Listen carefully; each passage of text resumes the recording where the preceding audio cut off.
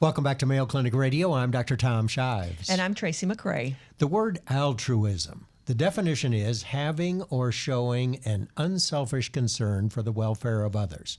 And if you are such a person, you're known as altruistic. Nice. That's a good thing to be. Merriam-Webster and me are tight. You would be the kind of person who might be likely to give a kidney to a complete stranger, like today's guest. Exactly. Mr. Skip Sturtz. Welcome to the program. Thank you. Skip, so nice to have you here. I just can't wait to hear this story. But first of all, a little bit of background. I mean, what's your occupation, and do you have a family? And Yeah, I have a family. I'm married for 32 years in August. And we have two kids, 23 and 26. And our 26-year-old just got married, and our 23-year-old is an RN. And you're how old? I'm 59. And retired? Yes. And what did you do for a living? I worked for the Quaker Oats Company. That's why he had oatmeal for breakfast 31 today. years. 31 years. And I had another company right before that for a couple years. And I retired in 2014. So now I'm a professional artist. Have you always been an altruistic guy? I don't think so. I had never even donated blood until a month before I did Why skip that step? Yeah. Before I even did the testing. So a month before that, I decided to donate blood just so I could, because people kept asking me that. Right. So how did you decide to do this? What possessed you to give a kidney to someone you don't know? Well, I didn't even know that you could give a kidney to somebody, 20 years ago. And a coworker who I worked with, her husband gave to their son, who was only like 5 years old. And I honestly thought that was dooming him for life. I mean, and a lot of people think that when they're, about donating a kidney. And oh, you thought that she was going to have a problem lifelong I thought she their had son given a would. kidney. Yeah, I thought that he would have, the dad would have a problem. Yeah, okay. After having donated, but I would do that. I mean, anyone would probably do that to save their child. So, right, someone in their family. Mm-hmm. But you didn't do that. No.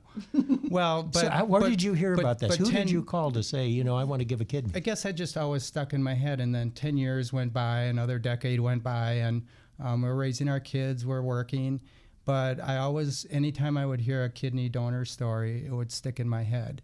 And I didn't know that a person could donate to somebody they didn't know. I always thought it was donating to a friend or a family member. So if this had stuck in your head all of these years, the moment that you learned that, oh my goodness, I remember the first time I heard about a donation ladder. I just went, that makes great sense. Oh my gosh, what a wonderful idea. So as soon as you heard that you could donate to someone that you didn't know, did you say, that's for me? Or did that go in there for a little while and stick in? That incubated too. Mm-hmm. I honestly, I told my wife probably 10 years ago that, I think I could donate a kidney someday. Mm-hmm. And like I said, a decade went by then. Mm-hmm. And there was always a reason not to act upon it. I like to run. We were working hard. We were raising our family. And again, I would just always hear little stories here and there about it. And finally, after I retired, I had a mentor friend who just lived across the street, and he used to be an executive VP for a worldwide software company. And in his retirement, he worked with people or mentored people on kind of inventorying what was important to them in their life, following their careers. So going from success in their career to significance and doing something purposeful. And that's when the idea kind of really started to stick with me that I wanted to donate a kidney. And then I had but there was always an excuse to kind of research it, and I still didn't know a lot about it. I didn't know that you could live a normal life expectancy with two, or just one, I mean.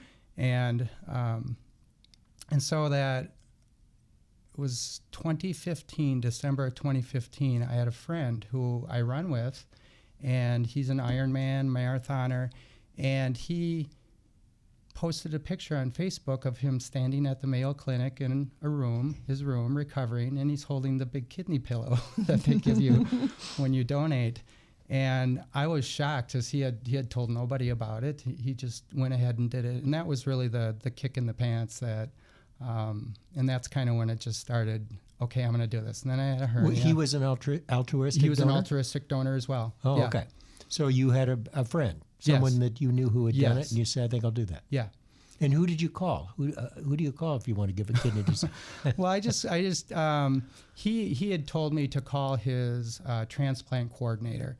And so I called and left her a message, and she emailed me back and kind of directed me to the place on the Mayo website where you kind of fill out a questionnaire and begin the process to decide if you're crazy or if you're healthy enough to donate. How long did that process take? I thought about that.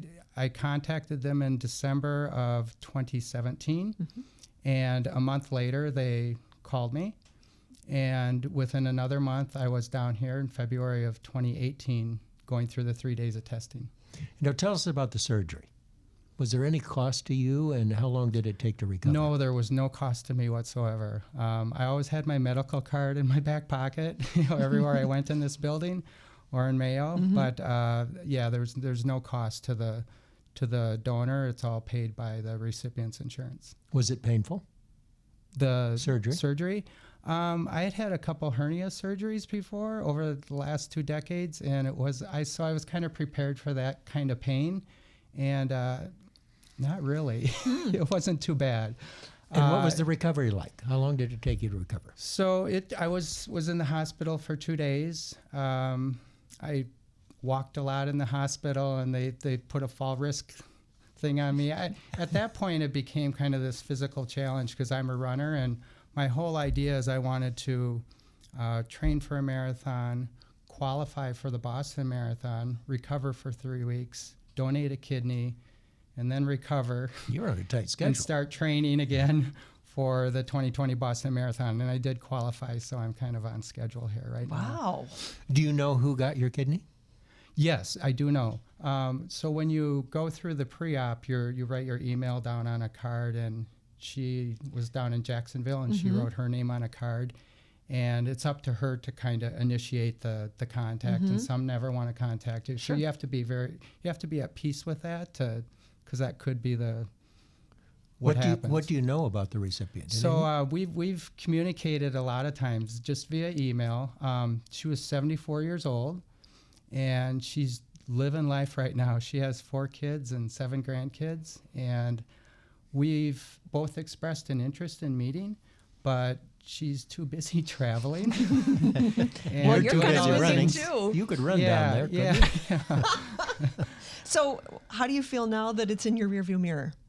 I thought it would be something that really over time, like the crescendo would be the donation, but that was only the start, because now I just kind of always feel this desire to want to be an advocate for becoming a donor. And I don't try to sell any people on, hey, you should go out and donate a kidney.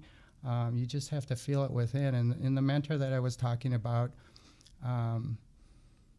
he had me memorize a scripture, and it was 2 Corinthians 9:7, and it's each man should give what he decides in his heart to give, not reluctantly or under compulsion, for God loves a cheerful giver. So as I went through the whole process, that was always my kind of litmus test, that if I remained cheerful, then I was doing the right thing. So do you, for your running gear, because if you're a runner, I bet you've got to have some Donate Life running gear.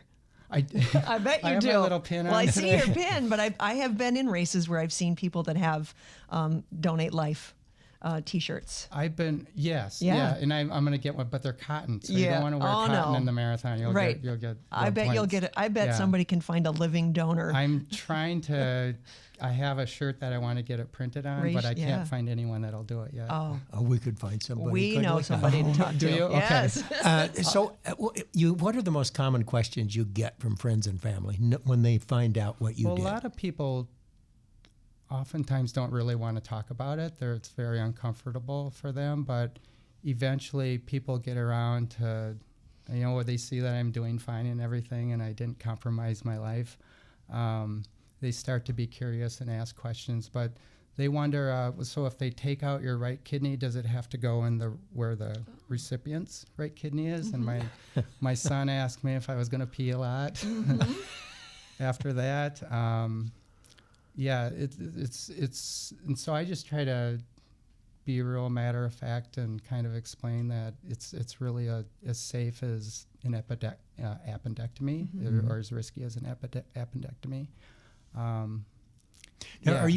are you aware of the fact that researchers have looked at people like you, and they've done brain scans on them and found out a couple of things. Number one, that their brains are bigger by about 9% compared to people who have I'm from never donated Wisconsin. an organ. Just a little town. You got a big head. No, you got a big brain. And also, you probably have a large amygdala. And that's the area of the brain that controls compassion. And people like you have big amygdalas, most people. And it's so interesting that the opposite is true of psychopaths. They have a They're not gonna small give- amygdala. They're not going to give a Yep. kidney. You don't see many psychopaths who are organ donors. Well, thank you for sharing your story with us. Mr. you. Skip Sturtz, would you donate a kidney to someone you don't know? I would. I can't, but I would. All right. Well, I'll have to think about it. It would require some soul searching for most of us, Well, I you've think. got some work to do in your retirement now. That's true. But, there are actually a couple of hundred people in the United States who do this every year, the gift of life to someone they don't even know. And people who do that are called extraordinary altruists for a good reason. And in fact, there are now 100,000 people in this country who are waiting for a kidney. Thank goodness for people like Skip Sturtz. Thank Skip, you. thanks so much for being Thank with you. us. Thanks for having me.